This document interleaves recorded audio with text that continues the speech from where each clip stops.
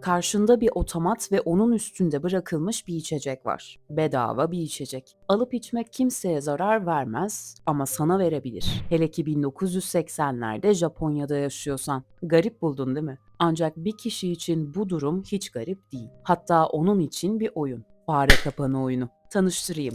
Vending Machine Killer, otomat katili. İlk olay Fukuyama şehrinde kayıtlara geçti. 1985 yılının sonbaharında sıradan bir gündü. Bir adam şehirdeki otomatlardan birinin önünden geçerken üstünde bırakılmış bir içecek fark etti. Etrafa bakındı ancak kimse yoktu. Orada unutulmuş olabileceğini düşündü. Çünkü şişe açılmış gibi görünmüyordu. Şişeyi aldı, bir iki yudum içti ve yoluna devam etti. O an için her şey tamamen normaldi. Ama birkaç gün içinde vücudu beklenmedik tepkiler vermeye başladı. Önce göz nezlesi gibi bir hastalığa yakalanmış gibi oldu. Gözleri kızardı ve durmadan yaşlar aktı. Hemen ardından şiddetli mide bulantısı başladı. Halsizlik de peşi sıra geldi ve sonra giderek kötüleşti. Hastaneye kaldırıldığında doktorlar neyle karşı karşıya olduklarını tam olarak anlayamadı. Belirtiler sıradan bir zehirlenmeye benzemiyordu. Çeşitli tetkikler yapıldı ve parakuat denen bir zehrin izleri tespit edildi. Bu madde insan vücudu için neredeyse geri dönüşü olmayan bir etkiye sahipti. Yaklaşık bir ay sonra neredeyse bütün organları iflas etti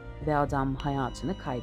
İlk başta bu olay sıradan bir zehirlenme vakası gibi görünüyordu. Ama aylar geçtikçe benzer haberler farklı şehirlerden gelmeye başladı. Aynı belirtiler, aynı şekilde kötüleşen hastalar ve giderek artan ölümler. Başta bunun bozuk bir gıda ya da üretim hatasından kaynaklandığı düşünüldü. Ancak çok geçmeden bu ihtimal ortadan kalktı. Çünkü hastaneye kaldırılan kişiler hep bir ağızdan tek bir şey söylüyordu. Yolda buldukları bir içecekten içmişlerdi. Bu içecekler satın alınmamıştı. Birine ait değildi. Hepsi otomatların üzerinde bırakılmıştı. Bu ifadeler doktorların tespit ettiği parakuat ile birleşince korkunç bir gerçek üzerine tartışmalar büyüdü. Bu bir kaza değildi. Birileri bu şişeleri bilerek bırakıyor, bilerek birilerinin zehirlenmesini hedefliyordu. Olaylar büyüdükçe tablo daha da netleşti ve daha da korkutucu bir hale geldi. Kısa süre içinde 13 kişi hayatını kaybetti. 35'ten fazla kişinin ise durumu kritikti. Bunu kim yapıyordu ve neden yapıyordu kimse bilmiyordu. Soruşturma hızla genişletildi. Ekipler kuruldu, denetimler yapıldı, şüpheliler sorgulandı.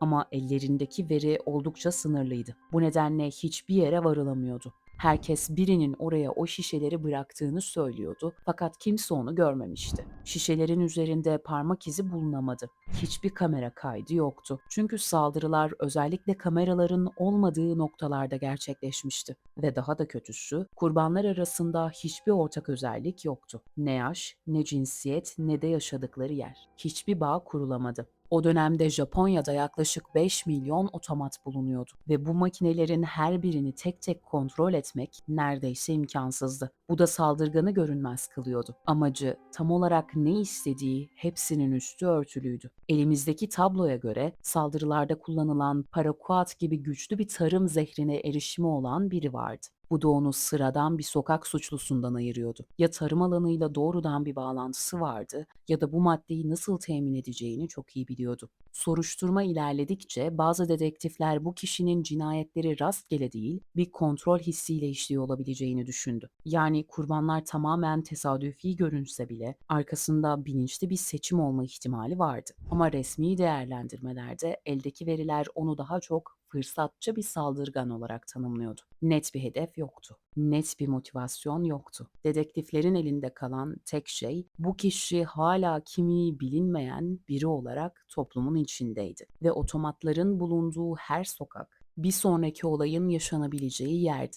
Bu nedenle o dönem boyunca ülke genelinde uyarılar yapıldı. Gazetelerde sürekli duyurular yayınlandı. İnsanlara açıkça otomatların üzerinde bırakılmış içecekleri kesinlikle tüketmemeleri söylendi. Zamanla vakalar duruldu. Ama soruşturma hiçbir zaman sonuçlanmadı.